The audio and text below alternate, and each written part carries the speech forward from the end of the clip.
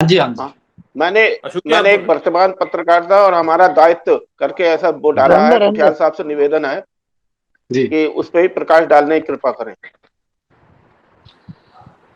देखिए, पत्रकार का दायित्व तो सनातन है।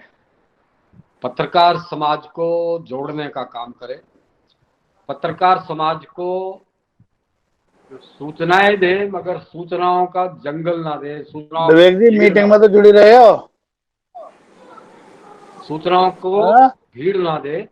जो प्रासंगिक आवाज ना आ सूचनाएं रही। हैं, जो उपयोगी सूचनाएं हैं, वही देना अनिवार्य है, परंतु उनको सत्य की कसौटी पर जरूर तोले। ऐसा नहीं होना चाहिए कि आपने जो सुबह खबर दी वो शाम तक गलत साबित हो जाए।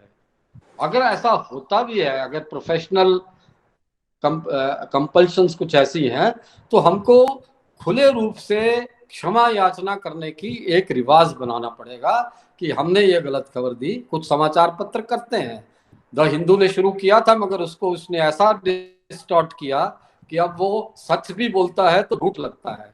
द हिंदू ने इस तरह किया था, परंतु कहीं ना कहीं हमको सत्य पर आग्रह है, समाज हित और राष्ट्र हित पर आग्रह है, और अंत में अपना पाठक, दर्शक और श्रोता, उसको ध्यान में रखते हुए केवल पब्लिक रिलेशंस के लिए, किसी को खुश करने के लिए, किसी का कवरेज करने के लिए, किसी का नाम और चित्र दिखाने के लिए अगर हम पत्रकारिता करेंगे, मीडिया का काम करेंगे, तो हम बहुत बड़ा अपराध ही कर रहे हैं, शायद समाज के प्रति पाप भी कर रहे हैं। एक भाई से प्रश्न आया है जी। मीडिया को आलोचनात्मक होना चाहिए, कितना होना चाहिए? देखिए, मीडिया के 3 हिस्से होते हैं, समाचार पत्र के या टेलीविजन के या किसी पत्रिका के भी 3 हिस्से होते हैं। एक हिस्सा होता है समाचारों का, जो तथ्यात्मक होना चाहिए, टोटली तथ्यात्मक। उसमें कहीं भी जब हम आकाशवाणी में काम करते थे तो हम टेस्ट करते थे कि एक ही समाचार हम 10 लोगों को देते थे और उनसे पूछते थे कि ये बताओ कि इसको लिखने वाला कौन है और कैसे विचार का है। अगर उसमें ये सिद्ध हो गया कि इसका विचार उसमें से झलक रहा है या उसका व्यक्तित्व उसमें से झलक रहा है, तो उस व्यक्ति को हम कहते थे अपने लेखन को सुधारो। तो कहीं ना कहीं हमको ये तो सोचना ही पड़ेगा ना कि आलोचना के लिए जहां आलोचना का स्थान है, हमारा जो एडिटोरियल पेज होता था वो हमारे लिए आलोचना का स्थान है।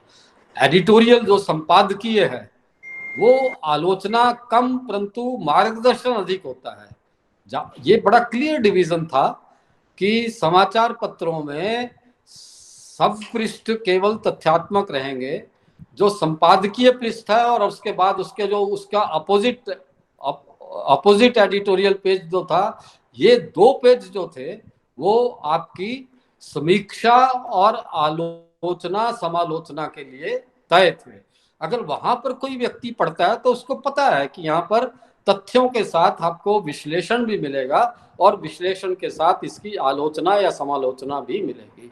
एडिटोरियल लिखने का मुख्य उद्देश्य ये होता था कि समाज को, प्रशासन को, व्यवस्थाओं को बताना, मार्गदर्शन करना कि क्या गलत है और क्या उचित है, क्योंकि बड़े कम शब्दों में एडिटोरियल लिखने का स्कोप होता है।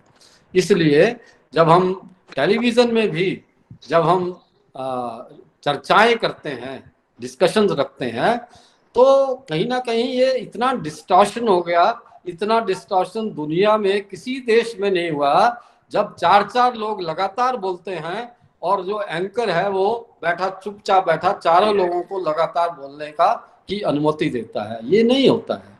कहीं ना कहीं हमें ऐसा देखना पड़ेगा कि हम जो बेसिक एटिकेट्स है उनको तो मेंटेन रखें, और ये भी ध्यान रखिए कि हम ब्रांडेड ना हो जाए।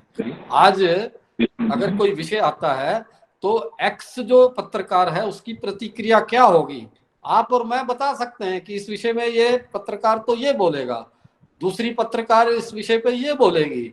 ये नहीं होना चाहिए। हमारी छवि ऐसी बननी चाहिए कि हम गुण और दोष के आधार पर